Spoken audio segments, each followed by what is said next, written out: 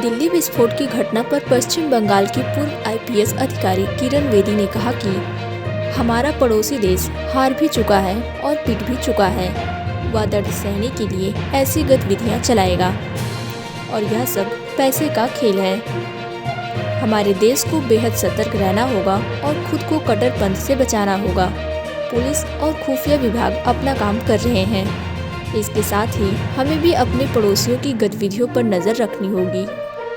ये जाने वाले नहीं अभी देश से, क्योंकि हमारा पड़ोसी बहुत दुखी है, परेशान है, हार चुका है, पिट भी चुका है। तो जो पड़ोसी है वो कैसे दर्द सहे जब तक ये चलाता न रहेगा। और साथ में ये मनी पावर है, ये जो ग्रुप्स हैं ये पैसा है, पैसा का खेल है। क्योंकि अगर ये टेरर नहीं करेंगे तो पैसा कैसे कमाएंगे। तो ये तो चलता रहेगा। हमारे देश को बहुत ज्यादा अलर्ट रहना पड़ेगा, रेडिकलाइजेशन से बचेगा, अपने फेथ को टेरर के लिए नहीं अटैक करेगा, अपने फेथ को अच्छे कर्मों के लिए करेगा। जब तक ये समझ नहीं बढ़ेगी ये टेरर अटैक होते रहेंगे। हमको बहुत समझदारी से इस देश की पुलिसिंग करनी है।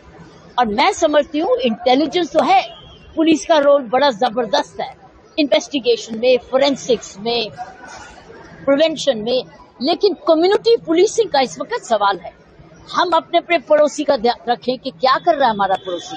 ये इतना ज्यादा सामान इतनी आसानी से इकट्ठा नहीं होता है। वो प्रश्न पूछना पड़ेगा गांव के प्रधान को, एक RWA को, रेजिडेंट वेलफेयर एसोसिएशन को, एक प्रधान को, कि क्या ला रहे हैं तो तुम मकान का, तू तो रहने के लिए आया था, तो गोदाम बनाने के लिए क्या गोदाम में डाल रहा है। ये प्रश्न जब तक हम पूछेंगे नहीं, और अगर प्रश्नों का आंसर आपको सही नहीं मिलता, सही समय से पुलिस को इन्फॉर्म करो। ये अब कर्तव्य है हमारे देश का। अगर कोई विद्रोह, अगर कोई गद्दार नहीं रह रहा इस देश में, ये गद्दार है। अगर गद्दार देश में रहते हुए भी गद्दार बनता है तो फिर हम इन गद्दारों को पहचानना पड़ेगा। गद्दार कोई भी हो सकता है, लेकिन अगर गद्दारी करता है देश में ही पढ़ता है, देश में सारे बेनिफिट्स लेता है और देश को मारता है, तो इसका इलाज पड़ोसी अलर्ट पड़ोसी।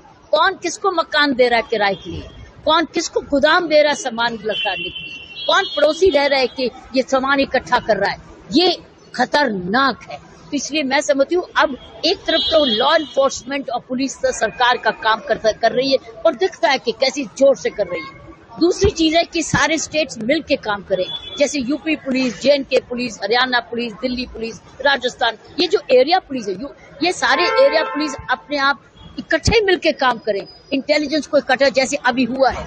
तो मैं समझती हूँ एक तरफ पुलिस मिलके काम करे, दूसरी तरफ कम्युनिटी पुलिसिंग करे, जो अपनी अपनी जिम्मेवारी ले, अपने और देशभक्ति का इम्तिहान पास करे। ये गद्दारों को ढूंढना अब हमारा कर्तव्य है, उनके ऊपर नजर रखना और पुलिस को इन्फॉर्म करना। अब चुनौती ये है।